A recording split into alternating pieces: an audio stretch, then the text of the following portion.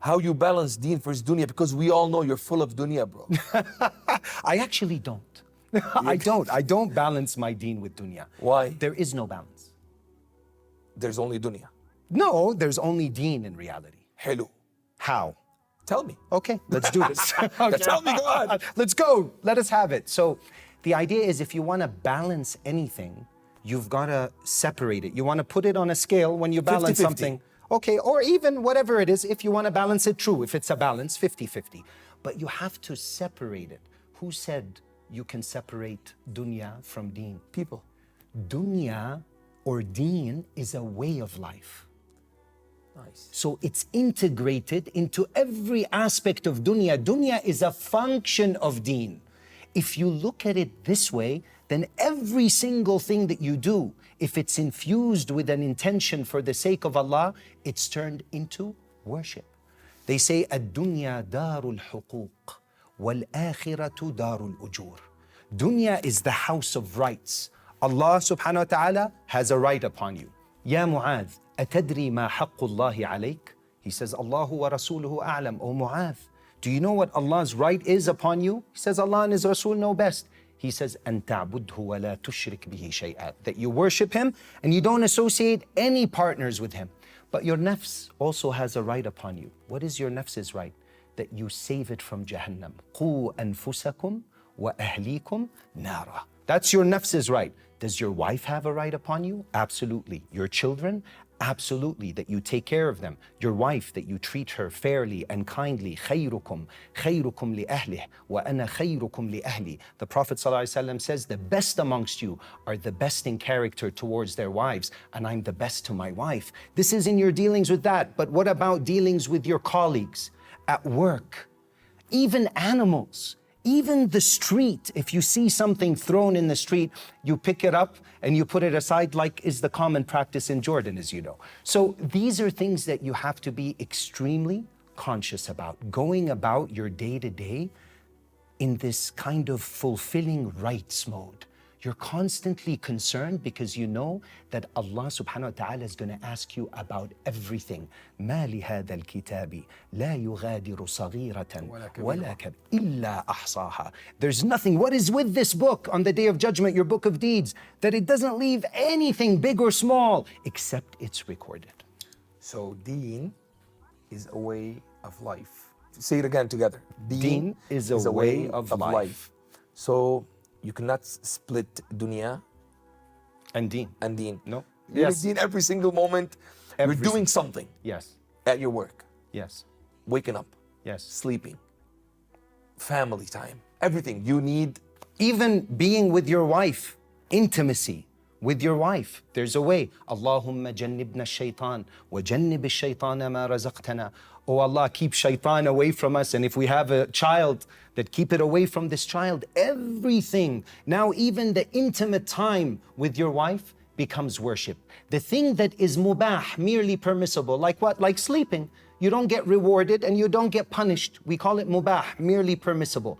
But if you infuse an intention into it, ibadah. Ibadah. What is that intention? There's something we have to memorize. We do what we do because Allah commanded us to. Memorize this, Deya. We do what we do because Allah commanded us to. Let me tell you something, Ousama. Bismillah. Sleeping, how much should we spend in this life sleeping? These days, too. I haven't been getting much No, sleep. no, in general. Typically about 7 to 8 hours of sleep. 8 hours. A day. Yeah. That's 1/3 of your day. Of your entire life. I'm taking you there, man. I was taking you there, bro. Let me take you there. My bad. I'm gonna repeat it step by step. Ousama. Okay, my bad. I'm gonna stay quiet. It's 1/3 of your day. Yes. 1/3 of your week. 1/3 of the year. 1/3 of your lifetime living. So it's 1/3. If you pass away when you're 60, 20 years. Oh my God. 20 years. Look at this. 20 years of the 60 years you lived, you spend it sleeping. Wasted. Wasted if you did not have the intentions of that sleeping is ibadah. Absolutely. How do you Imagine make it just- ibadah? How do you make it ibadah? Have the right intentions of sleeping. Absolutely. I'm sleeping to wake up, to worship Allah, to help people, to go to work because I want to continue my ibadah. If you just have the right intention in the right time, your intentions, we always say your intentions have to be every couple days, every once in a while, you have to remind yourself. All the time renewing that intention. I'm sleeping because of ibadah. I'm eating because of ibadah. So I think, man, you're getting 20 years out of your 60 years credit with ajr. 20 years of ajr just Reward. because of your intention. Absolutely. إنما الأعمال بالنيات. وإنما لكل امرئ ما نوى. Everything is based on your intention. Your reward is based on it. There was a smart tabi'i. He had a saying that whenever someone knocks on the door, I have about 30 or so intentions. So what does that mean? That if it's a child, an orphan, I'm gonna basically wipe over his head. If it's a woman, I'm gonna set my gaze down. If it's someone that is needy, I'm gonna give them. Look at this. He makes all these intentions before he opens the door. No matter what it is, He got the ajr. not just of whatever it was, but of everything he intended. Wow. So it's like a multiplier, bro. Just somebody calculating. It's a hack. This is working, man. Yes, this is working. You're decoding it. Yes, yes. Yeah, Something else. We were talking about intentions, me and you in the car yesterday night.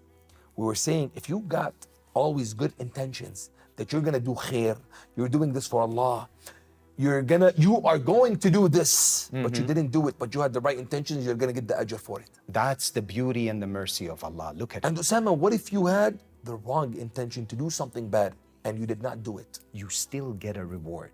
That you did not do it. Look at how generous. ربنا قديش عظيم. Allah is so great, man. Isn't He? How merciful is He? He doesn't deal with us in a... To harm you because He wants you to fall. Yes. He doesn't. Yeah. He's dealing with us as our Rabb. He's Al-Kareem.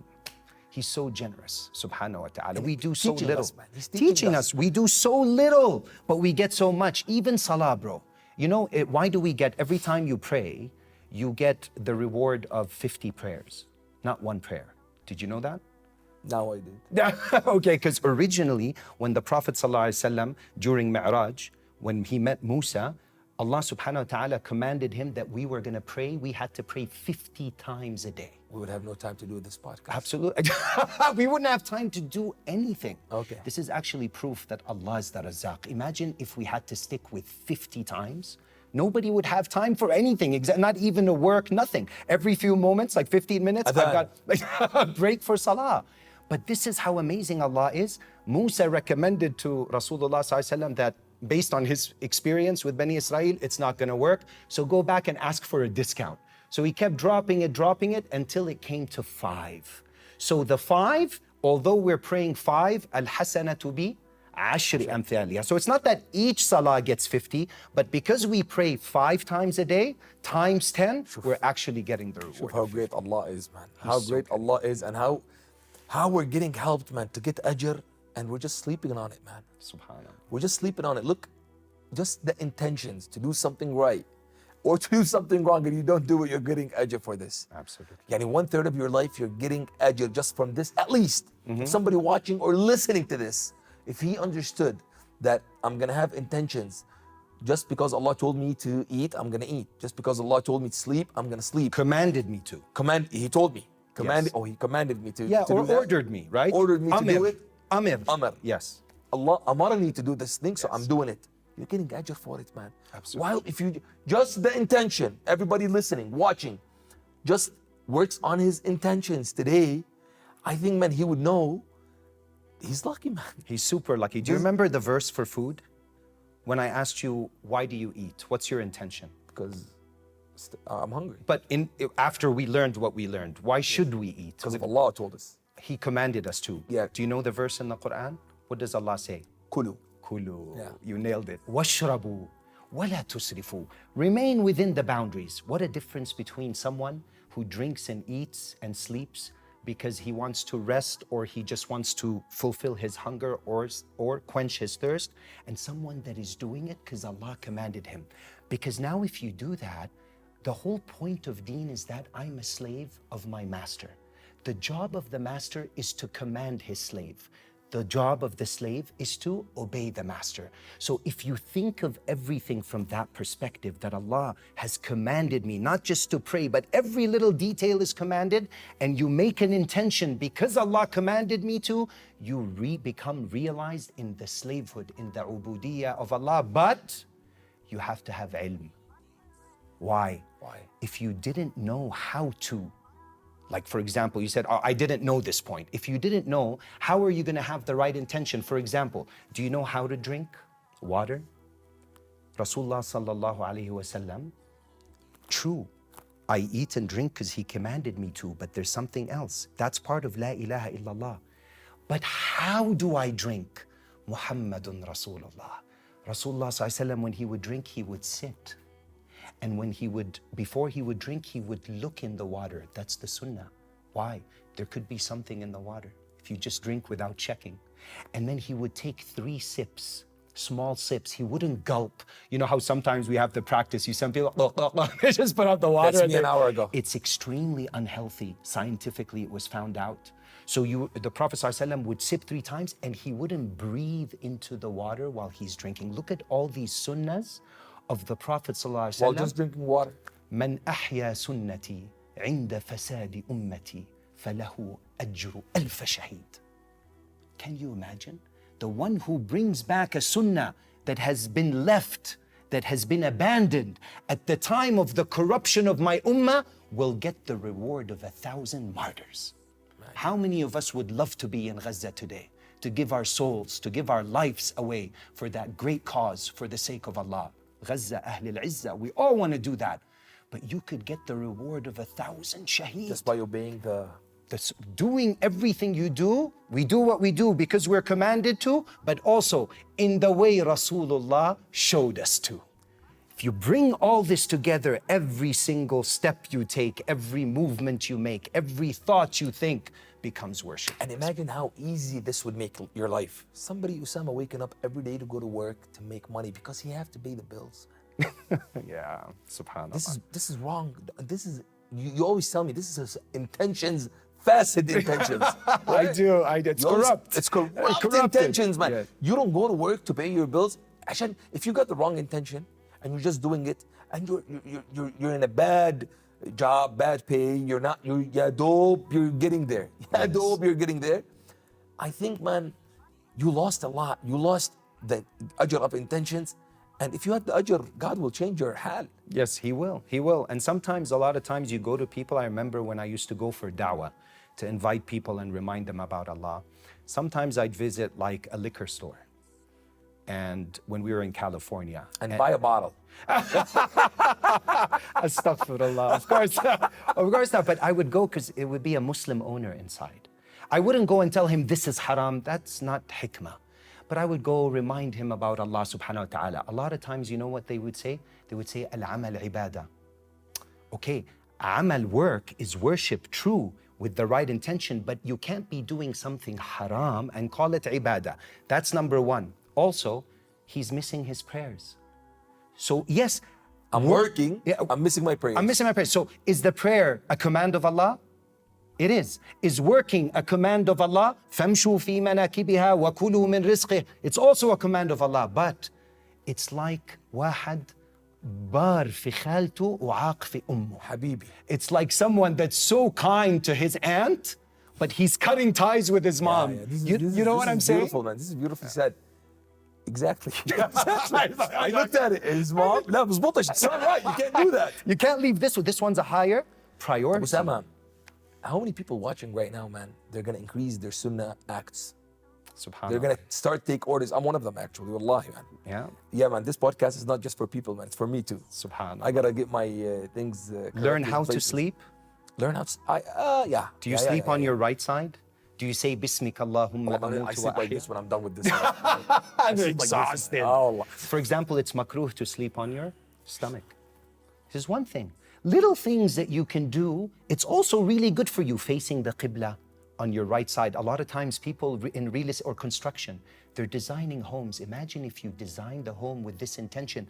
When I make the washroom, I make sure that when the person's going to be sitting to relieve themselves, that they're not facing the qibla. Little things like that in the design of the house, that when I set the bed in my house, I'm conscious, where is the qibla? So I set my bed in such a way that if I'm sleeping on my right side with my right hand below my head. Wow. Take. Oh my, it becomes worship. Calculate this ajr. Calculate it. But also, man, most people don't know this. Do you know that sleeping on the way of Rasulullah Sallallahu Alaihi Wasallam, he used to bend his feet a little and sleep on his right side with his left hand on his left thigh and his right hand below his cheek? It actually spells Muhammad. It's so beautiful. If you look at the person in that state, you could actually see the letters Mim, Ha, Mim. That's all small sunnahs, right intentions in the right place. You're collecting ajr, man. Subhanallah. Oh, To the next level. I need a banker, man, to calculate this.